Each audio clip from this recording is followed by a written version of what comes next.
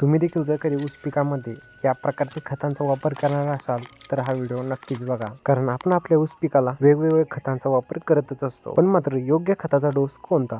चला तर मी या व्हिडिओमध्ये संपूर्ण माहिती जाणून घेऊया, जेणेकरून ऊस पिकाची वाढ ही चांगल्या प्रकारे होईल, त्याचसोबत ऊसाची झाडी देखील चांगल्या प्रकारे सुरुवातीपासून चांगली राहील. पीक कोणतंही असो, जर कधी सुरुवातीपासून जर नियोजन केलं तर निश्चितच आपल्याला रेकॉर्ड ब्रेक असं उत्पादन नक्कीच मिळत असतं. त्यामुळे सुरुवातीपासून आपल्याला नियोजन करणं खूप जास्त गरजेचं असतं, कारण ते म्हणतातच ना, साप गेला आणि फरफाटीला मारून फायदा नसतो. सांगायचं तात्पर्य एवढंच आहे की ज्यावेळेस आपल्या पिकाला जे अन्नद्रव्य पाहिजे असतात, जे खतं पाहिजे असतात, ते जर कधी आपण वेळेवर जर दिले तर आपल्या ऊस पिकामध्ये रेकॉर्ड ब्रेक असं उत्पादन नक्की मिळू शकतं. जर कधी आपण टाईम टू टाईम खतांचा डोस नाही केला, वेळेवर त्या खतांचा डोस नाही दिला, तर आपल्या पिकाची वाढ देखील खुंटून जाऊ शकते किंवा आपल्या पिकाची जी ग्रोथ आहे ती स्टॉप होऊन जात असते.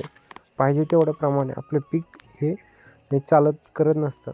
त्यासाठी वेळेवर खत देणं खूप जास्त महत्त्वाचं आहे. आता नेमकी भेसळ डोस करत असताना आपल्याला नेमकी कोणकोणत्या खतांचा वापर आपल्याला केला पाहिजे? नंबर 1ला आपल्याला युरिया एकरी 2 बॅग आपल्याला याचा वापर करायचा आहे. तर त्यासोबतच आपल्याला ॲड करायचं आहे 9-24-24. सोबतच आपल्याला सिलिकॉनची 1 बॅग देखील वापर करायची आहे आणि त्यासोबतच आपल्याला पोटॅश देखील 1 बॅग वापर करायचा आहे आणि मॅग्नेशियम सल्फेट याचा देखील आपल्याला 1 बॅग इथं वापर करायचा आहे. शेतकरी मित्र, हा भेसळ डोस जर कधी आपण आपल्या ऊस पिकाला दिला तर रेकॉर्ड ब्रेक असं उत्पादन नक्की मिळेल. बाकी शेती संबंधित असेच व्हिडिओ बघण्यासाठी या चॅनलला फॉलो मात्र नक्कीच करा आणि हा व्हिडिओ जास्तीत जास्त आपल्या ऊस उत्पादक शेतकऱ्यांपर्यंत नक्कीच पोहोचवा. चला तर मग भेटूया अशाच नवीन व्हिडिओमध्ये. तोपर्यंत नमस्कार.